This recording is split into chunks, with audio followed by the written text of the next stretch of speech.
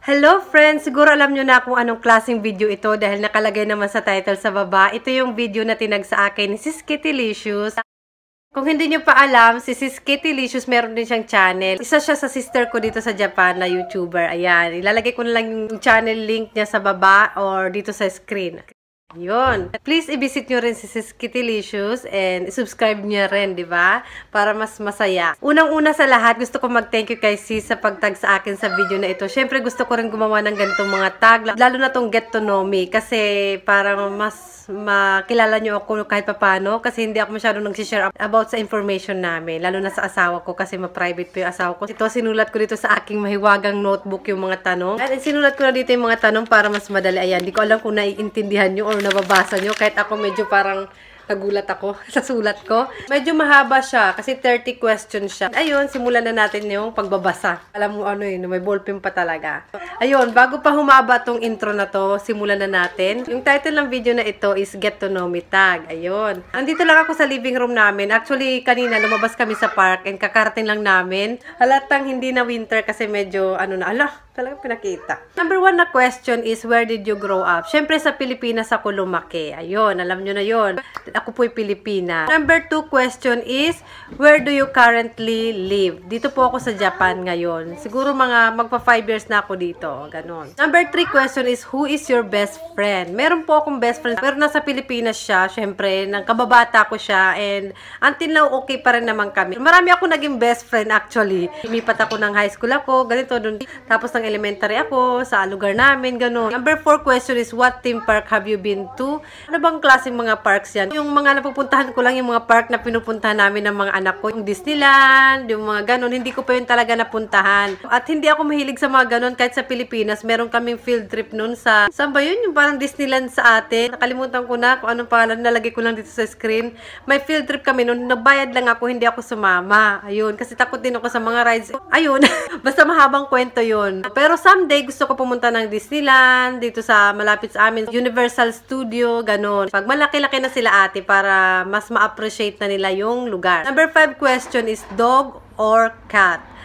Yung cat kasi nangangalmot eh. Yung aso naman nangangagat. So, magpapakagat na lang ako. Aso na lang. Yun, aso. Number 6 na tanong is, funniest moment throughout high school. Ayan. Nalagay ko lang din yung mga question dito sa baba. Baka din nyo maintindihan yung aking pag-English. Alam nyo naman, magaling ako mag-English. Hiningal ako doon. Number 6, yung funniest moment ko. Marami akong nakakatawang moments ng high school. Pero yung parang hindi ko makakalimutan, kasama ko yung classmate ko na best friend ko. 4th year na kami noon ha. Nagcutting kami sa school and dati talaga bawal pumunta ng mga mall pag naka-uniform ka pa. So nagbaon ako ng damit noon. Hindi po alam na nagpapaaral sa akin noon. Ngayon alam na niya. Hindi kasi maayos na yung klase na noon. Parang magbabakasyon na. So hindi na masyadong maayos yung klase. Tapos gusto namin sulitin kasi mag-graduation na noon.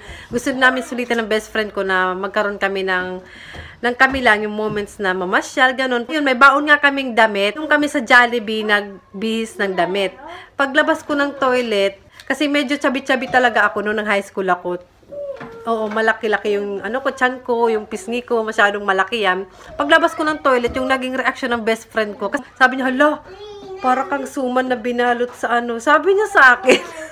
Kaya yun, hindi ko talaga makakalimutan yun. Tapos, hindi rin daw sinasadya ng best friend ko yung action niya na ganon.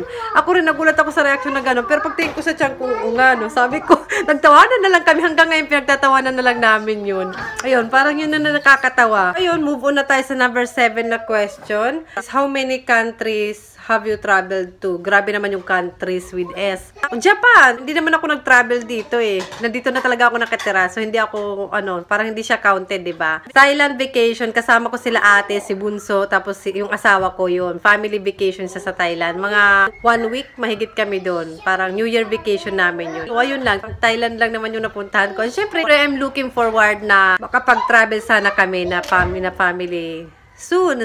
Meron kaming travel. Malalaman nyo rin yun.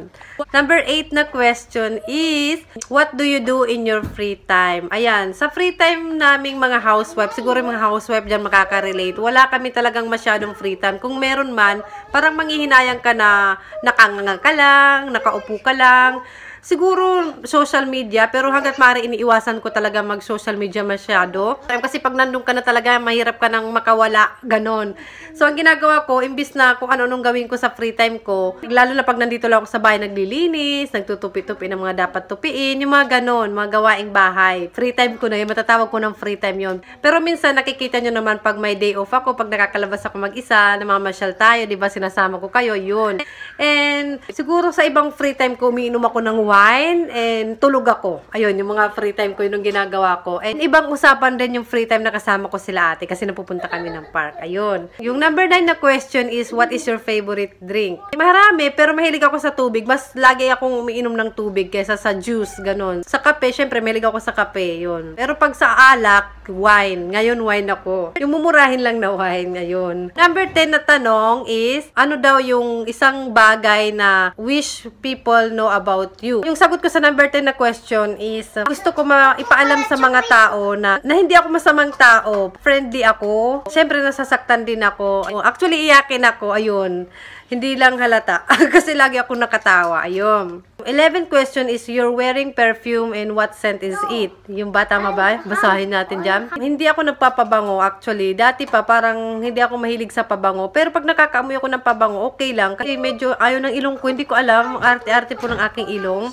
Number 12 question is, tea or coffee? Siyempre, alam nyo na yung sagot dyan. Minsan nagtiti ako, pero more on coffee talaga. Alam nyo naman yun. Number 13 na question is, what is your life goals? Si Bunso. Life goals ko, meron ba? Gusto ko lang naman sa buhay is mamuhay kami ng peaceful. Lalo na may pamilya na ako, may asawa na ako. Yun lang, peaceful life lang naman talaga eh. Hindi ko pa alam sa ngayon kasi may mga anak na ako. Syempre mas inuuna ko na sila kaysa sa sarili ko, 'di ba, na goals. Number 14 na question is, what sports do you play or have played? Actually, hindi ako mahilig mag-sports, pero minsan nagja-jogging ako, exercise. And naalala ko, nag-play ako sa barangay ng volleyball. Ayun, nanalo naman kami. Pero hindi talaga ako mahilig mag-volleyball. I mean, gusto ko mag-volleyball, pero natatakot ako sa bola na tamaan. May ilag-ilag po ako. Ayun, may ilag-ilag.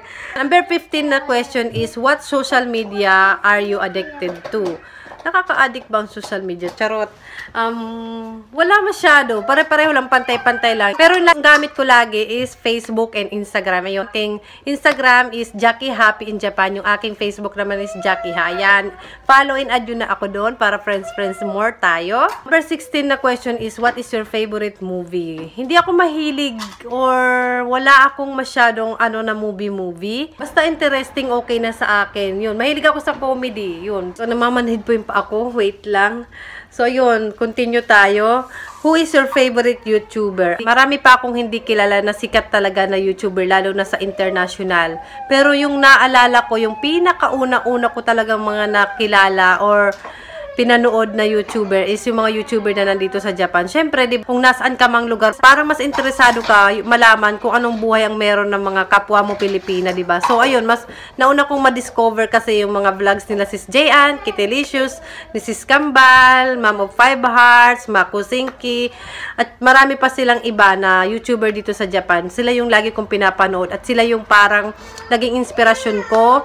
Sila yung parang kumukumpleto sa araw ko noon kasi nakaka-relate ako sa kanila. Kaya masasabi kong sila talaga yung favorite ko na YouTuber. Ayun. Marami sila. Number 18 na question is, do you speak any languages and how well? Oo naman, Tagalog. Ayan yung language natin. And syempre, na tayo sa ating lengguwahe. Hindi pa nga yung mga jejemon na yan. Japanese, konting-konti lang. English, alam nyo na yung English ko. Alam nyo na yung level ng aking English. And mas mababa pa dun sa na-expect nyo. Ayun.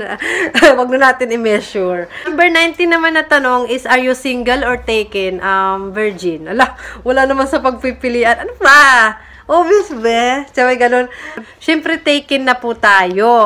Taken na po ako ng aking mahal. Taken ng aking pagkatao. Lahat-lahat taken na sa akin. Ayun. Number 20 na question is, what is your idea of your dream date? Wala akong masyadong idea. Wala. Kasi kaming mag-asawa, kain lang naman kami. Pag lumalabas kami na kami lang, pag may chance, kain lang talaga kami. Kain, pasyal, picture.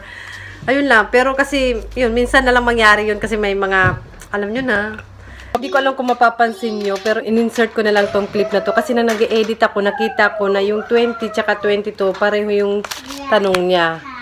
Ayan, hindi ko alam kung nakikita nyo at nababasa nyo. Yun, yung number 21 na question is, how long your longest relationship? Pero yung asawa ko, 17 pa lang kasi kami magkakilala na kami. And parang mag-MU na rin kami noon. Tapos hanggang sa naging kami na. And ngayon, 28 na ako. Number 22 naman na question is, what is the biggest struggle you overcome? Marami eh. Lalo na nang pinag-aral ako at napalayo ako sa parents ko, sa mga kapatid ko yun. So, number 23 naman na question is, what is your go-to hairstyle? Yung ito, ayan, binoblower ko lang, tapos ilalagay dyan konti, ayan, para medyo pa-virgin. Hala, pwede rin ganun para hindi na virgin. Hala, ano ba? Yung number 24 na question is, have you ever failed of anything and what did you learn from it? Ayun. Actually, marami na akong mga na-failed na something na experience, ganon. Sa una, syempre, parang magsisisi ka or may negative na feelings ka. Pero at the end of the day, marirealize mo rin or na-realize ko na at least kahit naman nag-failed or hindi naging success yun, yung importante, may natutunan naman ako. So, ayun. Actually, marami sila. Hindi ko na sila maisa-isa kasi marami. Number 25 na tanong is, what is your go-to fast order? Siguro, drinks, coffee. Yun yung mabilisan kong ino-order pag nagmamadali ako. Number 26 na question is, what is the craziest thing you have done? Tama ba? Marami na akong nagawang medyo nakakaloka na experience. Kasi minsan naisip ko yung mga bagay-bagay. Kung wari, pag mamamasyal ako or something, sinusulit ko talaga. Kaya feeling ko craziest na yon. And, ayun. Pero yung mga craziest naman na wala akong inapakan na tao, siguro. Ayun. Nag-iisip ako kung ano yung craziest I have done. Wala akong masyadong maisip kasi marami na rin akong mga nakakalokang mga ginawa. Pero feeling ko hindi naman yung masyadong nakakaloka. Hindi ko alam. Basta yun, wala akong maisip masyado. Number 27 na question is most memorable vacation memory. Siyempre, yung pagbakasyon ko sa Pilipinas kasama yung mga anak ko, ang mamit ko yung family ko sa Pilipinas. Yun, memorable yun sa akin. Number 28 na question, my evening routine, morning coffee, evening before bath, coffee. Ayun, coffee talaga. Ayun. Number 29, bad habits. Marami akong mga bad habits, I think. May ako, pag may dandruff ako, hindi ko yung napipigilan yung kamay ko. Kinukuskus ko siya, kaya lalong feeling ko parang lumalala. Pagtingin ko marami na palang na dyan, mga puti-puti. Yan, bad habits ko yan. Number 30 na tanong is about me na hindi nyo alam. Marami kayong hindi alam about me. Mahabang kwento. Masasabi ko is bata pa lang ako, hindi naman batang-bata. Parang masasabi kong naging independent na ako. Hindi na ako sa bahay nakatira noon.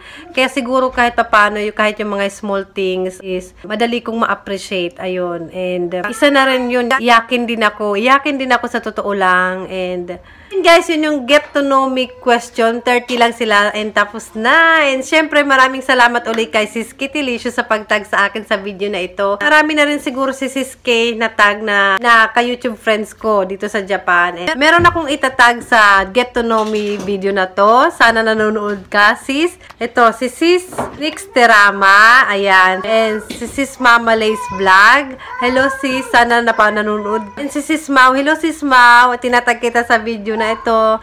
And yung kanyang channel is Look and Mau on the Go Vlogs. Ayun. And yung last na itatag ko is si Sis Mish Says. Medyo nabulol ako, Mish Says. Pero ilalagay ko naman dito sa screen para maintindihan yung mga sinabi ko. Yun guys, sana nasagot ko na maayos ang mga question na tinag sa akin. And syempre maraming salamat sa panunood ng video na ito. Kung hindi ka pa nakasubscribe, please subscribe and like this video kung nagustuhan nyo. Maraming salamat sa panunood. See you sa susunod na vlog. Bye!